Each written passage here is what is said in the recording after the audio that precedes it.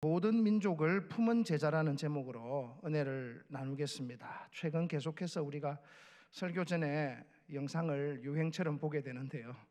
저도 짧은 영상을 하나 준비했습니다. 오늘 보시게 될 영상은 19살 주스비의 꿈 이런 게 아니고요. 네, 실험 영상입니다. 실험 영상 함께 잠시 보시겠습니다.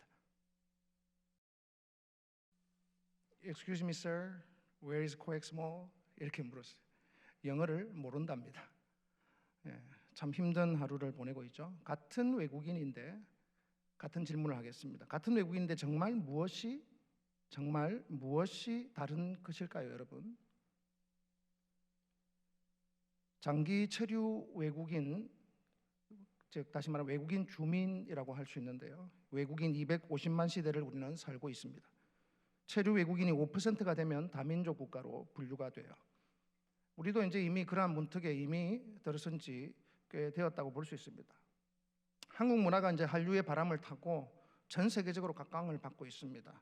심지어 여러분 아시는지 모르지만 선교 현장에 가보면 한국식 기도, K 기도도 상당히 한류의 풍을 타고 이미 오래전부터 하고 있습니다. 통성 기도죠. 네, 한국식 K 기도 하자 그러면 통성 기도 하는 거예요. 네.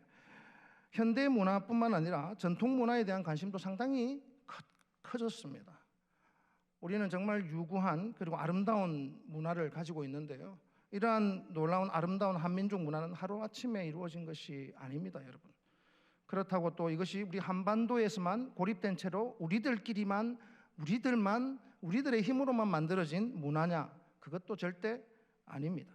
우리가 한국어를 모어로 다들 사용하고 있고 하나의 문화권에 살고 있다고 느끼고 우리는 단일 민족이다라는 모토에 많은 분들이 긍정하실 것입니다.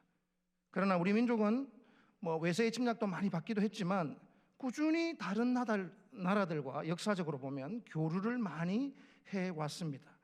통일신라 시대에는 중국, 일본과 같은 가까운 동아시아 국가들뿐만 아니라 멀리 아라비아나 우리 페르시아나 또 인도 등의 나라들과도 교류를 한 흔적들이 상당히 많이 발견됩니다. 심지어 경주 지역에는 흑인촌, 그러니까 흑인이 아니니까 흑인촌이 아니라 묵인촌이라고 불리는 인도인들의 집단 거주지도 있었다는 역사적 기록이 있습니다.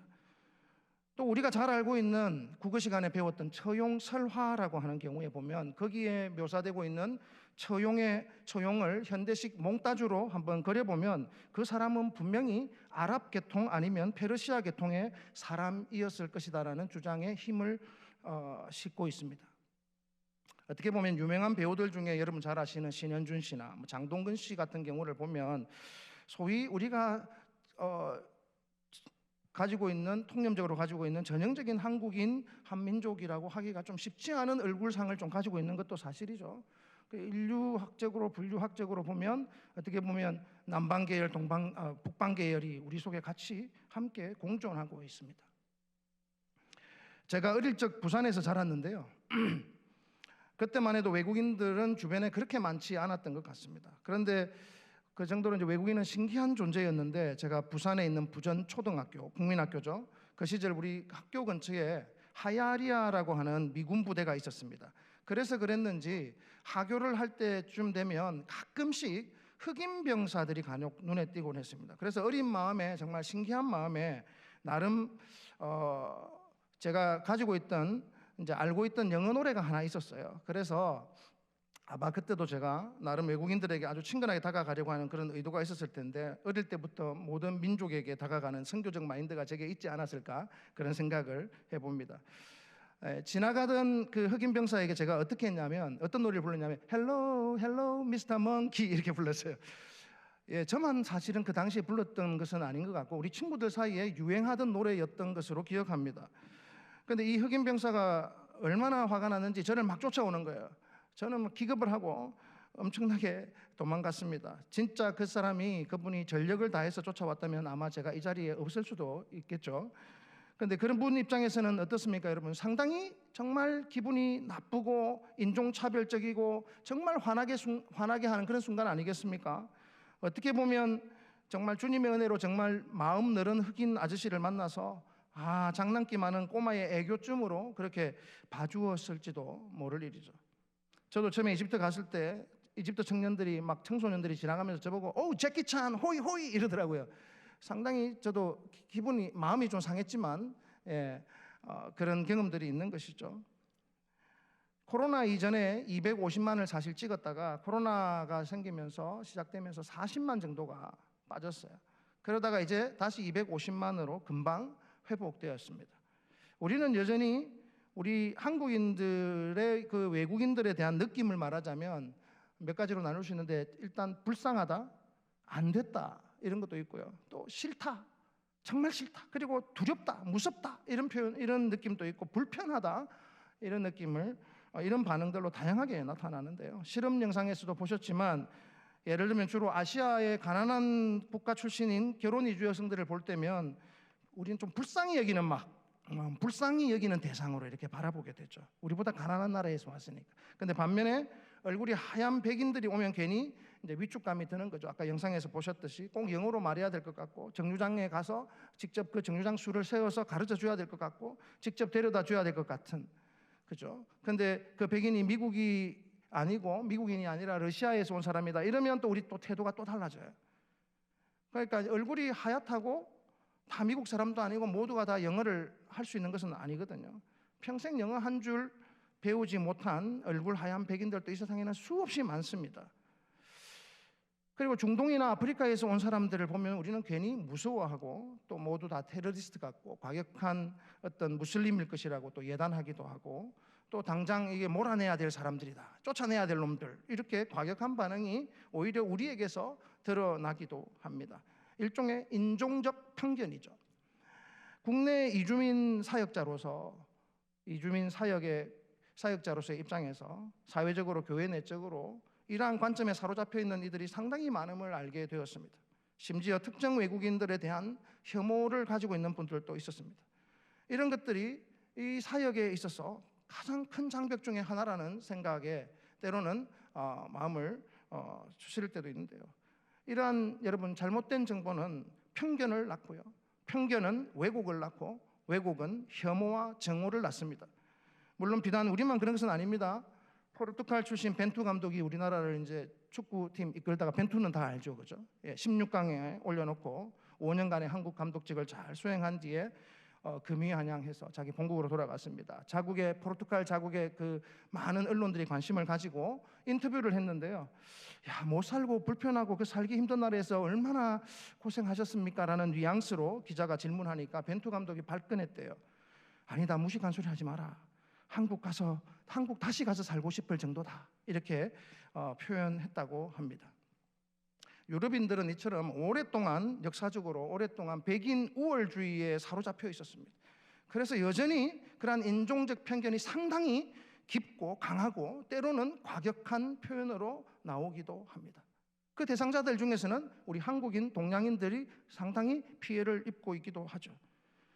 그런데 오늘 우리가 읽은 마태복음, 이 본문 말씀, 이 마태복음을 받았던 유대인들의 상황과 입장을 한번 생각해 보면 이 사람들 역시 이방인들, 외국인들에 대한 편견이 상당했다는 것을 우리는 익히 알고 있습니다. 이 유대 공동체는 핍박으로 인해서 로마의 침략으로 예루살렘 성벽이 무너진 이후에 지금 어디에 있느냐면 시리아에 있어요. 지금의 시리아 땅. 그러니까 시리아의 외국 주민으로 지금 현재 살고 있는 유대인들에게 마태가 마태복음을 써서 보낸 것입니다. 그러니까 이들은 심지어 그리스도인들은 유대인 커뮤니티에서도 출교를 당해 버렸습니다. 따돌림 당하고 있었죠. 그러니까 유대인인데 유대인이 아닌 거예요. 그들 공동체에 들어갈 수가 없으니까. 그렇지만 유대인으로서, 그리스도인이지만 유대인으로서 그들이 가지고 있던 그 유대인으로서의 그 선천적으로 가지고 있는 편견은 버리지 못하고 있었던 것입니다.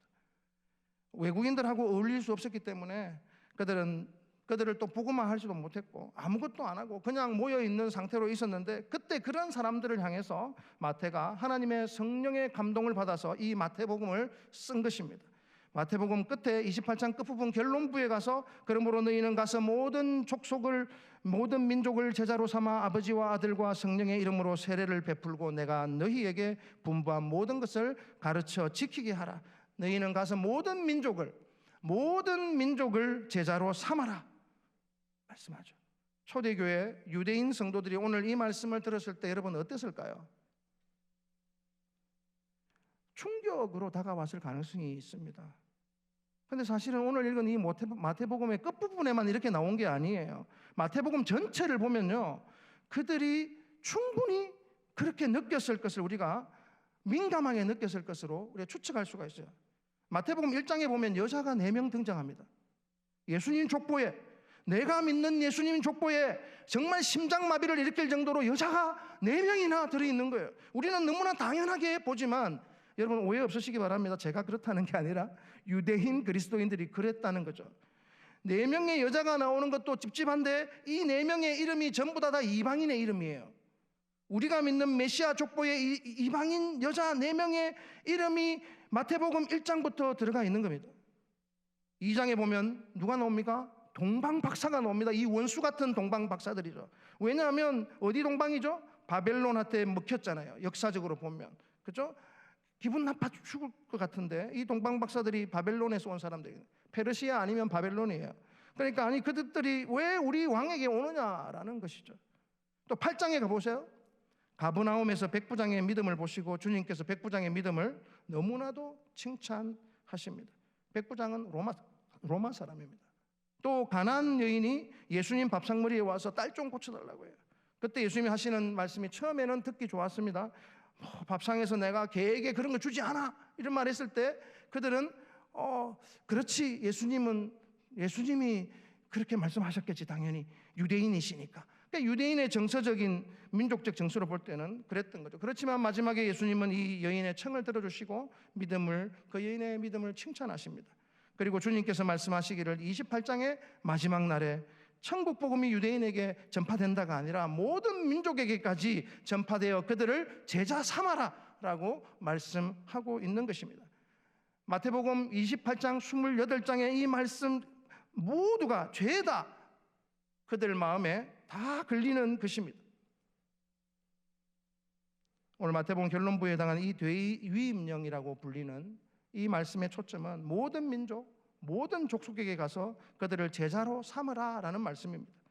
그런데 이 결론뿐만 아니라 마태복음 전체를 살펴보았더니 마태복음의 관심은 온통 정말 놀라울 정도로 이방인들, 다른 종족들, 모든 유대인들을 포함한 모든 민족들, 이방인들을 향한 하나님 아버지의 마음이 얼마나 크게 드러나 있는가 하는 것을 유대인들에게 가르쳐주기 위해서 쓴 말씀이라는 것을 우리가 보게 됩니다.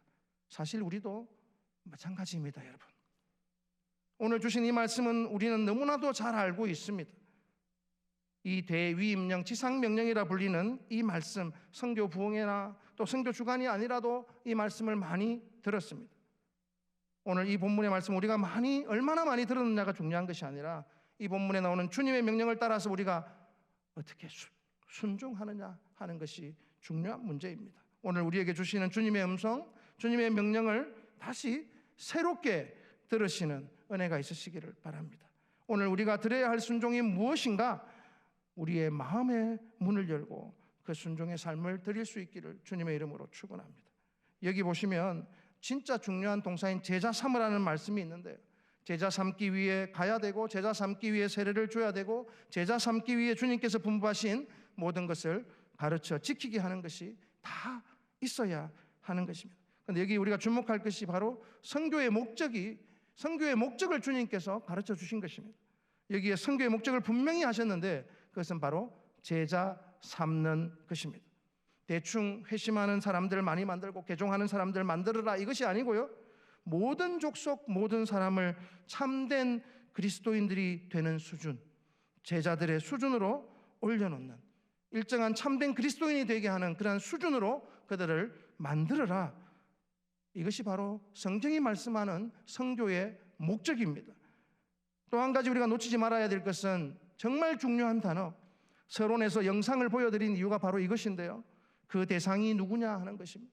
그 대상은 바로 모든 족속입니다. 모든 민족입니다. 우리는 많은 사람들 주변에서 특별히 최근 들어서 외국인들을 많이 만납니다. 그들을 대하는 저와 여러분의 태도는 어떻습니까? 그들의 출신, 국적, 피부, 언어, 억양, 세상 기준으로 그들의 등급을 정하기도 합니다. 어떤 우월 민족이 있고 두 번째 민족, 세 번째, 네 번째. 우리가 알게 모르게 은연중에 그러한 등급을 매기고 있습니다. 때로는 우리가 세상적인 이러한 기준에 함몰되어 있고, 때로는 세상적인 편견에 우리 그리스도인들조차도 그렇게 편견에 휘둘릴 때가 참 많이 있다 하는 것입니다. 우리가 정말 그리스도인이라면, 그리스도의 제자라면 우리가 가지고 있는, 우리가 그리스도의 제자로서 가져야 되는 관점은 어떤 것인가 하는 것입니다. 그들은 모두 다 하나님의 형상인 줄로 믿습니다.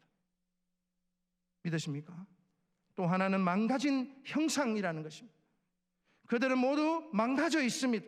하나님의 형상인데 망가져 있습니다. 그리고 그리스도께서는 그들을 위해서 죽으실 만큼 그들을 사랑하신다는 사실입니다. 그들은 구원이 필요한 사람입니다. 그들 모두가 그리스도가 필요합니다. 제가 설교를 준비하는 내내 제 입에서 맴돌았던 노래가 People need the Lord. 그들은 모두 주가 필요해 라는 찬양이 제 입술을 계속 떠나지 않고 머물렀습니다. 오늘 말씀이 가장 핵심적인 부분이 바로 제자를 삼으라는 말씀인데, 내가 너희에게 분반 모든 것을 가르쳐 지키게 함으로써 제자를 삼으라고 말씀하시는 거죠. 이것이 바로 주님께서 교회에게 주신 사명이라는 것입니다. 우리의 삶도 마찬가지인데요, 나는 신앙에서 잘 자라고 있습니다 라는 이 이야기는 무슨 말이냐 하면, 나의 삶 속에서 예수 그리스도가 증거되고 있습니다 라는 고백과 같은 것입니다. 2023년 봄 양육의 계절이 곧 다음 달이면 시작이 될 텐데요, 우리는 늘 양육 기간이 되면 이렇게 기도하지 않습니까? 그리스도의 장성한 분량까지 자라가는 성도가 되게 해달라고 기도합니다. 이 의미가 무엇입니까? 그리스도가 나의 삶의 모든 영역 가운데, 나의 삶 가운데에 증거되는 삶 되기를 원합니다. 모든 민족으로 제자 삼는 삶이 내 삶 속에서 이루어지기를 원합니다라는 고백입니다. 사랑하는 성도 여러분, 이 모든 것이 따로따로 있는 것이 아닙니다. 하나입니다. 따로 가는 것이 아니라 같이 가는 것이죠. 그러니까 정말 건강한 교회, 건강한 목회, 성경적인 교회가 없으면 건강한 선교, 건강한 세계 선교는 없습니다. 담임 목사님 늘 말씀하시는데요, 목회자는 선교사로 부름받은 같은 사명이 있다 늘 말씀하시거든요. 그래서 우리는 분부한 대로 다음 세대이든 외국인이든 우리 한국인을 비롯한 모든 민족을 대상으로 해서, 그들을 대상으로 해서, 모든 세대를 대상으로 해서 그들을 분부한 대로 가르쳐 지키게 하는 것, 제자 삼는 것, 그것이 목회요, 그것이 선교인 줄로 믿습니다. 건강한 교회가 모든 족속으로 제자를 삼을 수 있고 정말 올바른 방식으로 그것을 감당할 수 있는 것이죠. 건강한 교회가 그렇게 할 수 있다라는 것입니다. 그래서 우리가 정말 지향해야 하는 성도의 모습은 바로 우리 자신을 증명하는 것이 아니라, 대구 북왕교회의 이름을 증명해내는 것이 아니라, 주님의 말씀이 드러나고 주의 주되심이 선포되어지고 주님만을 증명하고 싶은 그러한 열심, 그것이 선교입니다. 내 삶을 통해서 나의 삶의 모든 영역 가운데에 주님의 이름을 증명하고 싶은 그 열심, 이것이 바로 선교인 줄 믿습니다. 말씀을 마무리합니다. 오늘 주신 말씀 너무나도 익숙한 말씀입니다. 내가 너희에게 분반 모든 것을 가르쳐 지키게 하라. 가서 모든 민족으로 제자를 삼으라. 오늘 이 말씀이 단순히 우리 선교 열심히 하자, 그것이 아닙니다. 오늘 사실 이 말씀은 정말로 본질적으로 저와 여러분들에게 너희는 과연 누구냐? 라고 묻고 계시는 말씀입니다. 여러분은 누구십니까? 주님께서 오늘 우리에게 물으시는 것은 너희가 교회이냐? 너희가 제자냐? 너희가 성도냐? 너희가 정말로 예수로 충만한 그리스도인이냐라고 묻고 계신 것입니다. 사랑하는 성도 여러분, 하나님께서 오늘 이 말씀을 통하여 다시 한 번 더 우리를 새롭게 하시고 주의 제자, 주의 교회, 모든 민족을 품은 제자로 우리를 세워주시기를 간절히 주님의 이름으로 간절히 축원합니다. 함께 주신 말씀을 기억하면서 잠시 1분 정도 합심하여 기도하며 나갑니다. 주여, 아버지 하나님, 오늘 말씀 가운데 주의 명령을 따라 순종할 수 있는 아버지 하나님 마음에 새기게 하시고 이 말씀 따라 순종할 수 있는 힘을 저희들에게 부어 주옵소서. 오늘 우리에게 주시는 이 주님의 음성, 주님의 명령을 따라서 아버지 하나님 이 말씀을 다시 새롭게 아버지 하나님 기억하게 하시고 새롭게 들어서 이 말씀을 이 가슴판에 새기고, 하나님 아버지 하나님 주님께서 우리 교회에 주신 이 음성 앞에 우리가 드려야 할 순종이 무엇인지 더욱더 깊이 알게 하시고 깨닫게 하시고 우리 삶의 모든 현장 가운데 순종의 삶으로 드릴 수 있는 제들을 될 수 있도록 도와주옵소서. 아버지 하나님, 특별히 복음을 듣지 못하고 죽어가는 사람들이 우리 주변에 또 이 땅 가운데에, 이 지구상 가운데에 아직도 여전히 많이 있다는 사실 때문에 우리 마음이 불편하게 해주시고 정말로 하나님의 영광을 정말 드러내고 싶어서 간절한 마음으로 지금보다 더 열심히 살게 해주시고 하나님을 그렇게 섬기는, 하나님 나라를 그렇게 세워가는 그런 복된 인생, 그런 복된 교회 되게 하여 주시기를 간절히 소원합니다. 역사하여 주시옵소서. 사랑과 은혜가 충만하신 하나님 아버지, 감사합니다. 오늘 주신 말씀, 주신 명령 따라서 순종할 수 있는 아버지 하나님 은혜와 힘을 저희들에게 부어 주옵소서. 주님 주신 이 음성 앞에 우리 교회가 더욱더 마음을 열고 우리 온 성도가 마음을 열고 아버지 하나님 정말 순종의 삶을 온전히 드러내게 하여 주시옵소서. 우리가 얼마나 복음에 빚진, 사랑에 빚진 사람인지를 깨닫게 하시고 아직도 복음을 듣지 못하고 죽어가는 많은 사람들이 우리 주변에 그리고 이 지구상 가운데에 정말 아직도 많이 남아있다는 사실로 인해서 우리 마음이 불편하게 하여 주시고 저희가 하나님의 영광을 드러내고 싶어서 정말 간절한 마음으로 지금보다 더 열심히 열정적으로 살게 해주시며 그렇게 하나님을 섬기는, 그렇게 하나님의 나라를 그렇게 세워가는 그런 복된 인생, 그런 복된 교회 다 되게 하여 주시옵소서. 살아계신 예수님의 이름으로 기도드리옵나이다. 아멘. 우리 주 예수 그리스도의 크신 은혜와 하나님 아버지의 한량없는 사랑하심과 거룩하신 성령님의 교통하심이 하나님 주의 말씀 듣고 순종하겠습니다. 주의 말씀대로 모든 민족을 가슴에 품고 그들을 제자 삼는 성도의 사명, 교회의 사명 붙들고 나아가겠습니다. 새롭게 하여 주옵소서. 간절히 고백하는 모든 성도들 머리머리 위에 지금으로부터 충만히 함께 있을지어다. 아멘.